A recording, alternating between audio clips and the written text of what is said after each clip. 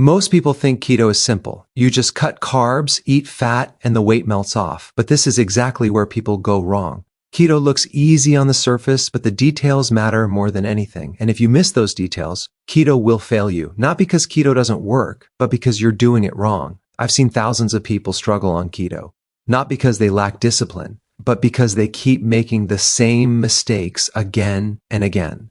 Today, I want to walk you through the biggest keto mistakes people make. Mistakes that slow fat loss, damage metabolism, increase cravings, and even make you feel worse than before. If you're doing keto or thinking about starting keto, this information can save you months, even years of frustration. The first big mistake is not understanding what keto actually is. Keto is not just low carb. Keto is a metabolic shift. The goal is not simply to eat less bread or sugar. The goal is to train your body to burn fat instead of sugar. That means your body must switch from glucose burning mode to fat burning mode. If you are eating low carbs but still snacking all day, still eating too much protein, or still spiking insulin, you are not in ketosis. You are stuck in a gray zone where your body doesn't know what fuel to use. And that's where fatigue, cravings, and plateaus begin. Another huge mistake is eating too much protein. This one surprises many people. They think keto is a high protein diet. It is not. Keto is a moderate protein diet. When you eat too much protein, your body converts that excess protein into glucose through a process called gluconeogenesis. This raises insulin, kicks you out of ketosis, and suddenly you're wondering why your weight loss stopped. Protein is essential, yes, but more is not better. Your body needs enough protein to maintain muscle, not to flood your system. One of the most damaging mistakes people make is being afraid of fat. Keto is built on healthy fats. If you remove carbs but don't increase fat, your body has no fuel. That's when people feel weak, dizzy, irritable, and tired. They blame keto, but the problem is they're starving themselves of energy. Fat is not the enemy here. Healthy fats like avocados, olive oil, butter, ghee, and animal fats are what keep your hormones stable and your hunger controlled. Without fat, keto becomes torture. Another major mistake is not replacing electrolytes. When you go keto, your insulin drops. When insulin drops, your kidneys release sodium. This causes water loss. This is why people lose weight fast in the first week. But along with water, you lose sodium, potassium, and magnesium. If you don't replace these electrolytes, you will feel terrible. Headaches, muscle cramps, heart palpitations, weakness, and brain fog are not signs keto is bad. They are signs of electrolyte deficiency. This is one of the biggest reasons people quit keto too early. People also make the mistake of eating keto junk food.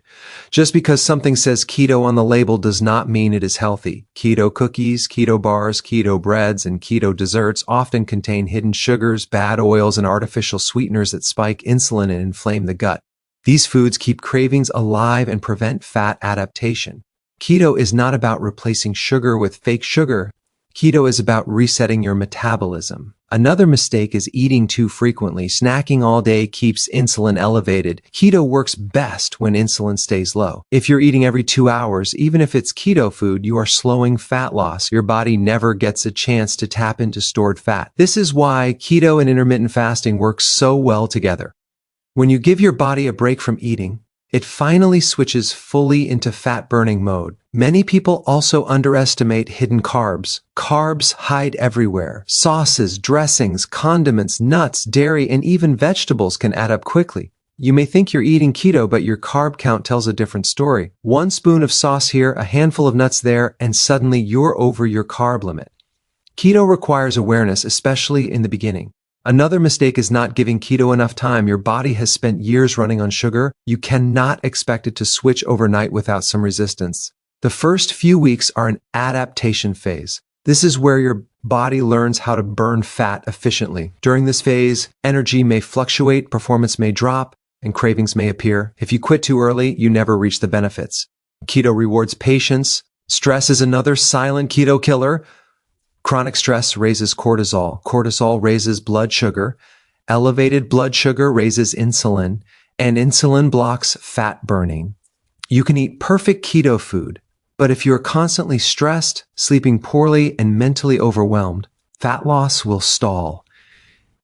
Keto is not just about food. It's about hormones. Sleep is also critical. Lack of sleep increases hunger hormones and reduces insulin sensitivity. When you don't sleep well, your body craves carbs for quick energy. Many people blame willpower, but the real problem is sleep deprivation.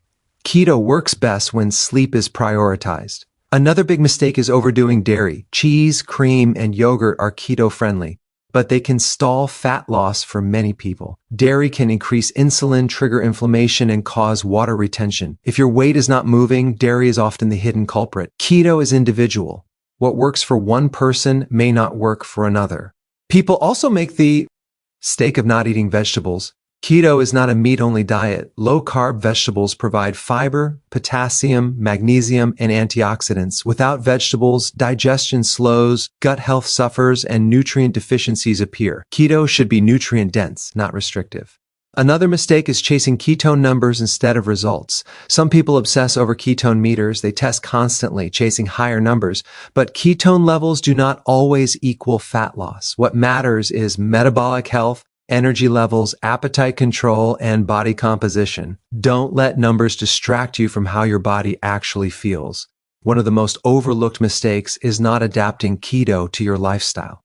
Keto is not one size fits all. Athletes, older adults, insulin-resistant individuals, and stressed individuals all require different approaches. Forcing a rigid plan without listening to your body leads to burnout. Many people also forget hydration.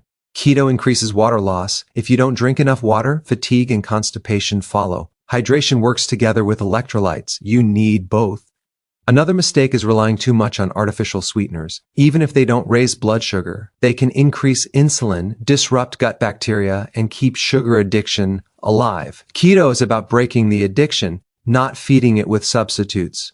Some people also ignore micronutrients. Keto reduces certain food groups, which means you must be intentional about nutrients like potassium, magnesium, zinc, and B vitamins. Deficiencies slow metabolism and increase fatigue. Another problem is inconsistency. Doing keto Monday to Friday and cheating on weekends keeps your body in metabolic confusion. You never fully adapt. Consistency matters more than perfection. People also underestimate inflammation. Seed oils, processed meats, and low-quality fats increase inflammation and block fat loss. Keto should be anti-inflammatory, not inflammatory. One more mistake is expecting keto to fix everything without lifestyle changes. Keto helps, but movement, sunlight, stress management, and mindset matter too.